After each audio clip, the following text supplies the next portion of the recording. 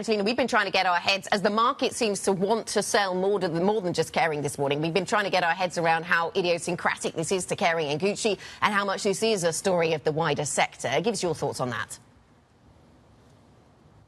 Well, I think in the luxury space, basically what we've seen over the past few months is that there are winners and losers. And Kering has been on the weaker side because they're in transition mode. Their biggest brand, Gucci, has been in turnaround mode. They named a new management last year. They named a new designer last year.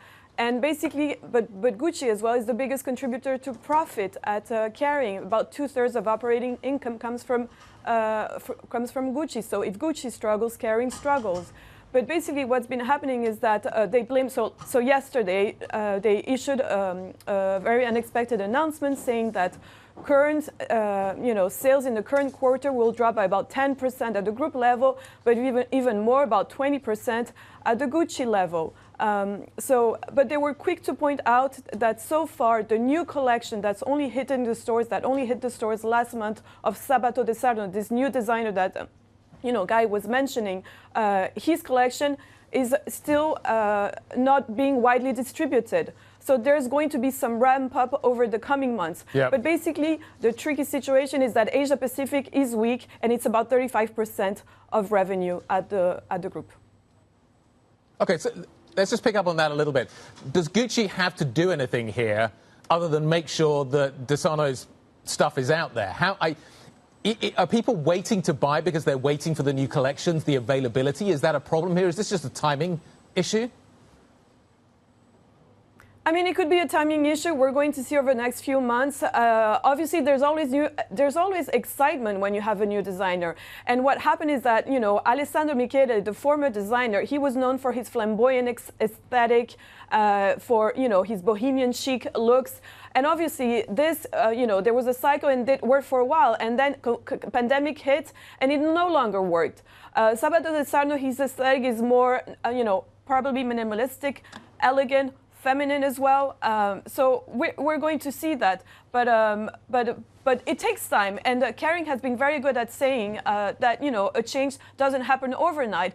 However, we know that investors get, sometimes impatient. So that's what we're seeing right now. But François-Henri Pinault, basically his strategy is he wants, all of his brands, not just Gucci, but to go more up market. Basically, the name of the game is desirability.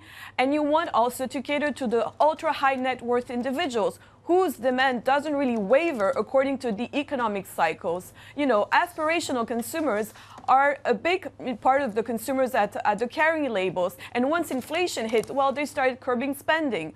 But what you want to be in the same category of an Hermès, of a Rolex, where basically demand for your good outstrips, your offering capacity. So that's what he said in February when he announced, full year results, that, part of the plan will be to maybe curb the availability of some products.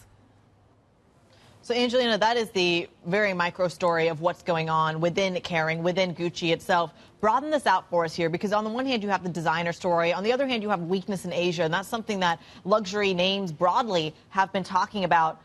Is this ultimately, in terms of the market read-through, just a Kering story, or do we need to kind of read through for some of these other names that you mentioned, LVMH, Hermès, among others? I mean, obviously today it came as a shocker, so the whole market is falling. I mean, Prada was down 11% in Hong Kong, as much as 11% in Hong Kong. However, Prada has actually been one of the groups that has been doing really well. They have this brand Miu Miu that grew like some 80% in the fourth quarter. So I think there's going to be obviously some winners and losers. If you think about LVMH, they have a wide portfolio of brands. They have the quiet luxury brands. They have the bold brands. And Hermès, as I mentioned, they cater to the ultra high net worth individuals. There is a wait list for their handbags. So I think it's going to be, on a case-by-case basis. And for instance, you were mentioning Burberry. Burberry, we also know that they're in transition mode. They've only had this duo of a CEO and designer for about the past 2 years. But, once also there's a normalization of demand, because we're seeing this right now, those who are in transition mode struggle more than the more established ones.